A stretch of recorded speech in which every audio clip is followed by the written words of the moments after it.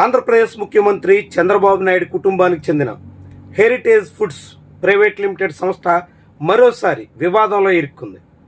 ఆ సంస్థ మీద వచ్చినటువంటి ఫిర్యాదుతో అధికారికంగా నోటీసులు అందుకోవాల్సిన పరిస్థితి వచ్చింది. ఇప్పుడు ఈ నోటీసుల మీద 7 రోజుల్లోగా హెరిటేజ్ సమాధానం చెప్పాల్సి ఉంటుంది. ఆ నోటీస్కి హెరిటేజ్ ఇచ్చే వివరణతో సంతృప్తి చెందితే సరే, కాకుంటే మాత్రం ఆ తర్వాత కఠిన చర్యలకు అవకాశం ఉంటుంది. ఇంతకీ వివాదం ఏంటి?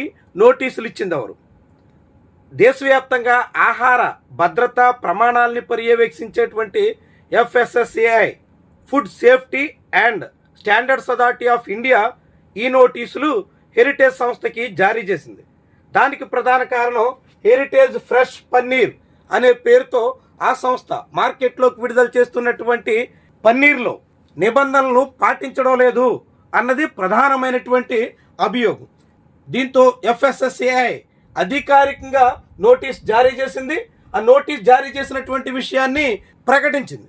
అందులో చాలా క్లియర్గా ఉన్నారు. ఇందులో misleading claim fresh paneer was observed on the product heritage fresh paneer.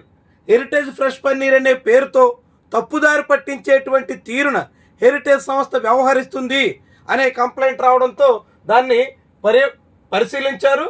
ఆ తర్వాత ఈ నోటీస్ని జారీ చేశారు. ఇందులో FSS యాక్ట్ 2006 ప్రకారంగా ఈ నోటీసులు జారీ అయ్యాయి. అందులో 2 రకాల అంశాలు ప్రధానంగా అభ్యంతరకరంగా కనిపిస్తున్నాయి. అందులో ఒకటి ఫ్రెష్ అంటూ నేరుగా హెరిటేజ్ తన బ్రాండ్ పేరుని ఫ్రెష్ అని పెట్టుకోవడం మీద అభ్యంతరాలు కనిపిస్తున్నాయి. ఫ్రెష్ అనే పేరు పెట్టుకోవడానికి అవకాశమే లేదు.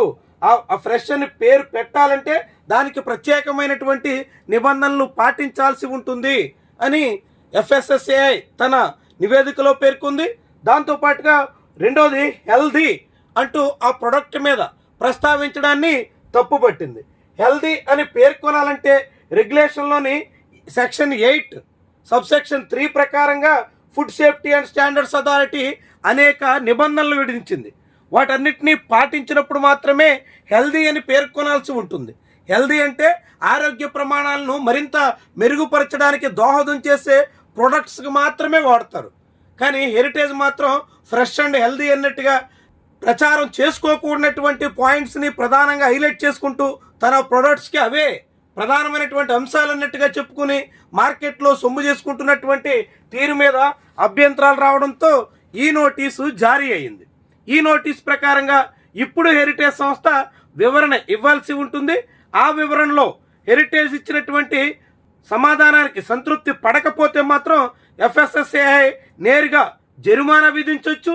ఆ తర్వాత బ్రాండ్ మీద కఠిన చర్యలు కూడా తీసుకునేదానికి అవకాశం అయితే ఉంటుంది.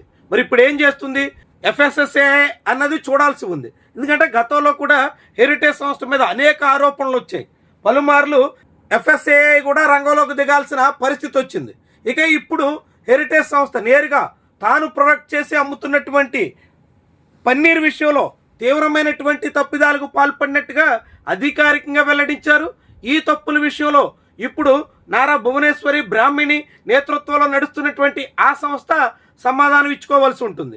తిరుమల నెయ్యి వివాదంలో హెరిటేజ్ చుట్టూ చాలా పెద్ద దుమారం చెలరేగింది.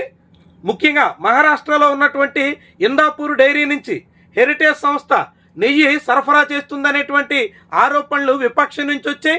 ఆ సమయంలో ఇందాపూర్ డైరీ దగ్గర పన్నీర్ ఇలాంటి కొన్ని వస్తువులు కొంటున్నామే తప్ప మేము నెయ్యి ఎట్టి పరిస్థితుల్లోనూ సేకరించట్లేదు అన్నట్టుగా హెరిటేజ్ వెల్లడించింది. ఇప్పుడు అదే పన్నీర్ విషయంలో వివాదం తలెత్తడంతో ఇప్పుడు ఇందాపూర్ డైరీ నుంచి వచ్చినటువంటి ప్రోడక్టే వివాదంలో ఇరుక్కుందా, కాకుంటే హెరిటేజ్ సంస్థ తాను ఎక్కడ ప్రొడక్ట్ చేసినా అన్నింటికీ తన బ్రాండ్ వేసి ఆ బ్రాండ్కి మళ్ళీ ఫ్రెష్ హెల్దీ అనేటువంటి పేర్లు ప్రస్తావించి మార్కెట్లో అమ్ముకోవడం ద్వారా భారీగా లాభాలు గడించే పరిస్థితి వస్తున్నటువంటి తరుణంలో దీనికి ఎలాంటి వివరణ ఇస్తుంది? ఇదంతా ఆసక్తికరమైనటువంటి విషయంగా చూడాల్సి ఉంటుంది. అందులోనూ ఆంధ్రప్రదేశ్ ముఖ్యమంత్రికి సంబంధించినటువంటి సొంత సంస్థ కావడంతో ఇది చాలా పెద్ద స్థాయిలో వివాదంగా మారేందుకు ఆస్కారం అయితే ఉంది.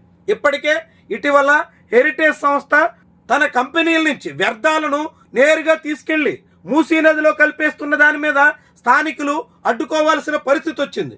అనేక రకాలుగా అభ్యంతరం వ్యక్తం చేసి ఆందోళనకు పూనుకున్న అనుభవం కూడా ఉంది. దాంతో హెరిటేజ్ సంస్థ తన రసాయన వ్యర్థాలను శుద్ధి చేయకుండానే నేరుగా నదీ జలాల్లో కలిపేస్తుంది అనేటువంటి విమర్శలు అయితే ఉన్నాయి. వాటికి తోడుగా ఇప్పుడు హెరిటేజ్ ఫ్రెష్ హెల్దీ అన్నట్టుగా అమ్మకాలు సాగిస్తున్న పన్నీర్ విషయంలో కూడా చాలా తీవ్రమైనటువంటి అభ్యంతరాలకి నోటీసులు వచ్చాయి. ఈ నోటీసుల మీద హెరిటేజ్ ఎలా స్పందిస్తుంది, హెరిటేజ్ స్పందన బట్టి Food Safety and Standards Authority of India ఏ తీరున రెస్పాండ్ అవుతుంది, నిజంగానే జరిమానా లాంటివి వేసి వదిలేస్తుందా, కాకుండా అంతకన్నా కఠినమైనటువంటి చర్యలు పూనుకునే దిశలో సాగుతుందా చూద్దాం. మరి ఏమైనా హెరిటేజ్ మరో వివాదంలో ఇరుక్కున్నటువంటి వైనమే చాలా పెద్ద ఆసక్తికర అంశంగా మనం చెప్పాల్సి ఉంటుంది.